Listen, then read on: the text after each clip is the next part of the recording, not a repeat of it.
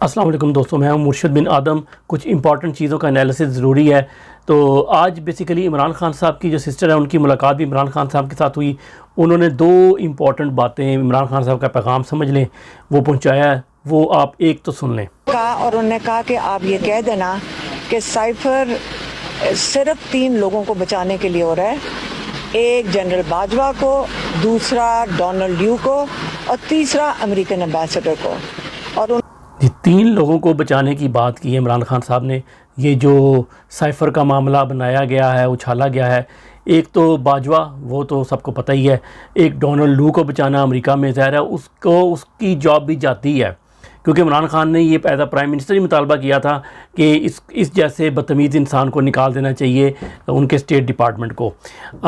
क्यों किया था? वो इसलिए किया था कि या दो ही तरीके होते हैं, या तो आप डायरेक्ट जो है ना सदर के ऊपर चढ़ पड़ें, ज़रा अमेरिका सुपर पावर है। तो टेक्निकली डिप्लोमेटिकली क्या किया गया कि इस बंदे को टारगेट इमरान खान साहब ने किया कि इस बंदे ने, इसको पकड़ लो, हम और तो कुछ नहीं कर सकते, इसको तो पकड़ सकते हैं ना, ये तो निचले लेवल का बंदा, थर्ड क्लास का बंदा। तो उसको बचाने के लिए अब जिस तरह पाकिस्तान में लोग 2 नंबर लोग ऊपर लाए जाते हैं, इस तरीके से अमेरिका में भी ऐसे ही होता है। जो बाइडन जो है, ये इराक़ में इधर उधर ये कत्लो गारत जो सारी हुई थी, ये जो बाइडन ने कराई थी ना, यही उसके पीछे होता था, उन सारी चीज़ों के पीछे। अच्छा, अब जो तीसरी इंपॉर्टेंट चीज़ है जिसके बारे में ज़रूरी है वो है अमेरिकी एम्बेसडर जो है पाकिस्तान के अंदर, वो उसको बचाने के लिए ये इंपॉर्टेंट नुकरा है। इसके ऊपर ही आगे बात करेंगे। उससे पहले हम बात करते हैं कि एक और उन्होंने पैगाम दिया है कि इमरान खान साहब ने कहा है कि मैं बाहर की जो ग़ुलामी की ज़िंदगी है, जो पाकिस्तान एक जेल है, उससे बेहतर है मैं ख़ुद को इस अंदर की जेल में ज़्यादा आज़ाद महसूस करता हूँ। यानी पाकिस्तान एक जेल है और अंदर जो जेल है उसमें इमरान खान साहब उस जेल को, पाकिस्तान नामी एक जेल है, उससे ज़्यादा आज़ाद समझते हैं। और बाकी इमरान खान साहब की 2-3 और चीज़ें बताते हैं, फिर ये अमरीकी पे आते हैं बाद में।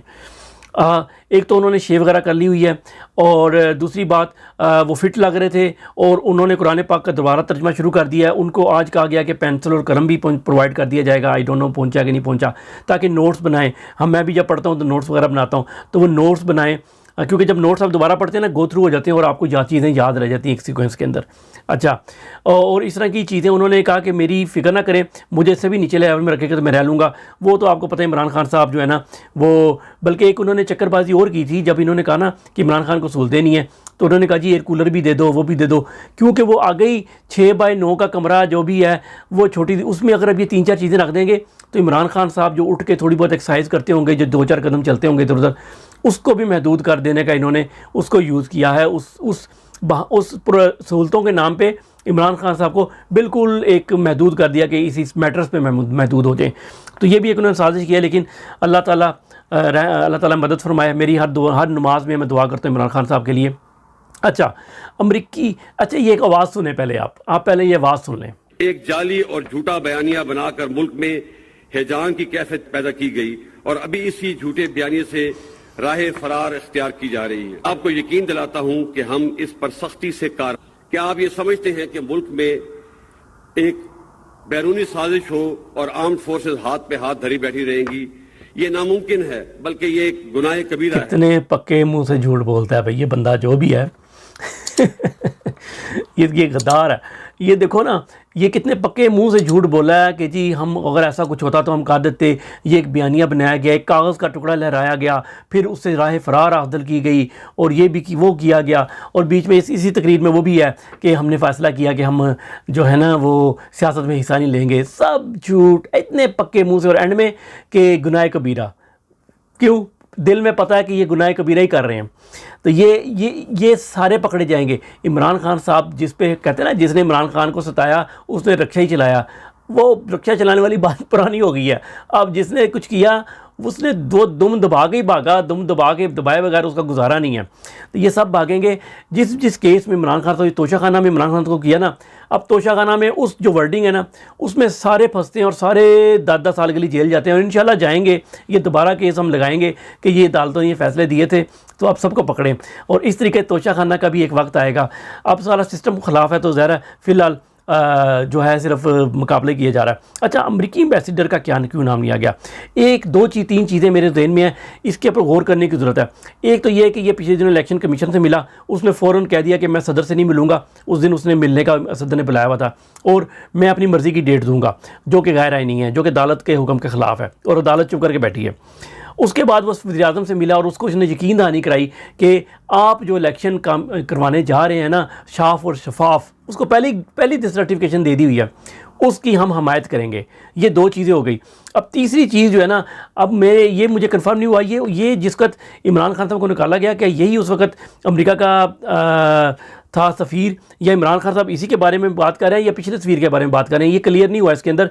लेकिन अगर उसी सफ़ीर के बारे में बात कर रहे हैं जिसका डी मार्च दिया गया था, नेशनल सिक्योरिटी काउंसिल की मीटिंग के अंदर फैसला हुआ था, ये तमाम आर्मी फोर्सेस और वज़ीर-ए-आज़म और सब लोग बैठे थे कि इन्होंने ये बदतमीज़ी की है, धमकी लगाई है, डी मार्च दिया जाए, यानी बुला के फ़ॉरेन ऑफिस उनके सफ़ीर को उसको तंबीह किया जाए कि इस तरह की लैंग्वेज आपने कैसे यूज़ की।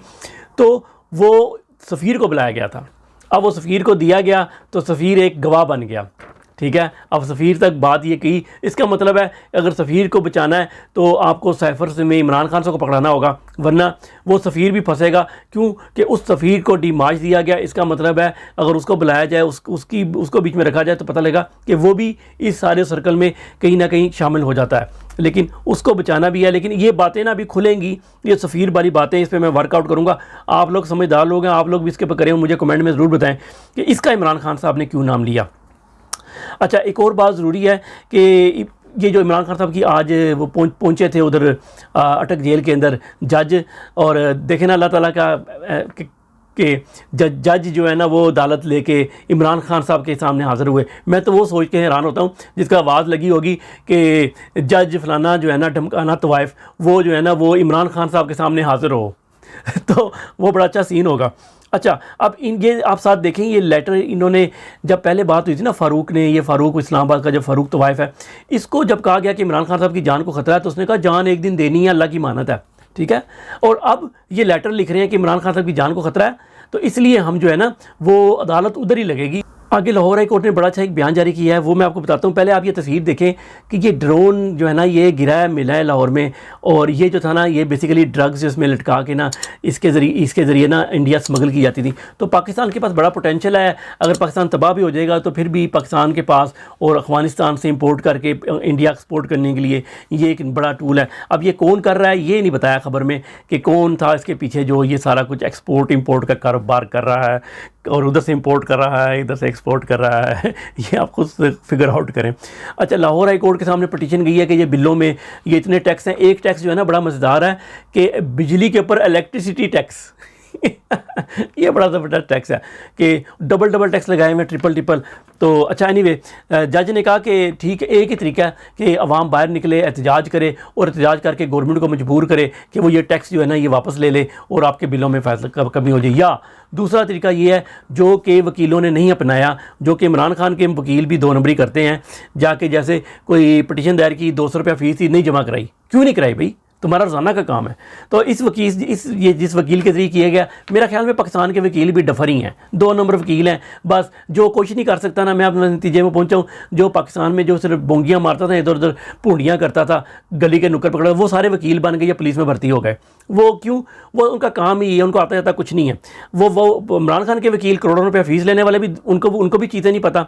और इसने भी क्या किया, इसने उसके अंदर टैक्सों का नाम ही नहीं लिया, फलाना टैक्स ख़त्म कर दिए, फलाना टैक्स ख़त्म कर दिए, और उधर जाके आर्गूमेंट शुरू कर दिए टैक्स सही नहीं है। तो जज ने कहा कि या तो आप टैक्सों को मेंशन करें ना, अपनी पिटीशन के अंदर सब कुछ मेंशन करना होता है, तो फिर तो हम इनको ख़त्म भी करें, तो या तो फिर आप एहतजाज करें। तो एहतजाज के लिए एक और तरीका जो है ना, आखिरी बात मैं बताता चलूँ, रावला कोर्ट के अंदर ये आप देख रहे हैं, रावला कोर्ट के लोग जो है ना वो सियाने निकले हैं, उन्होंने अपने वापडा दफ्तर में दरख्वास्त दायर कर दिया। मेरे ख्याल में अगली दरख्वास्त अदालत में जाएगी, लेकिन इस दरख्वास्त ये है कि खंभों का किराया दिया जाए।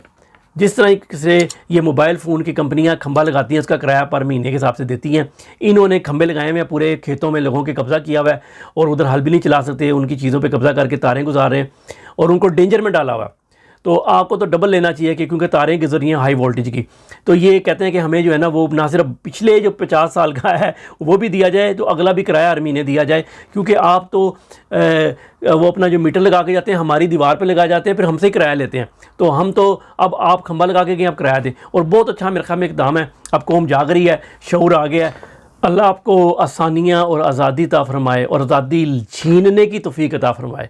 अस्सलाम वालेकुम।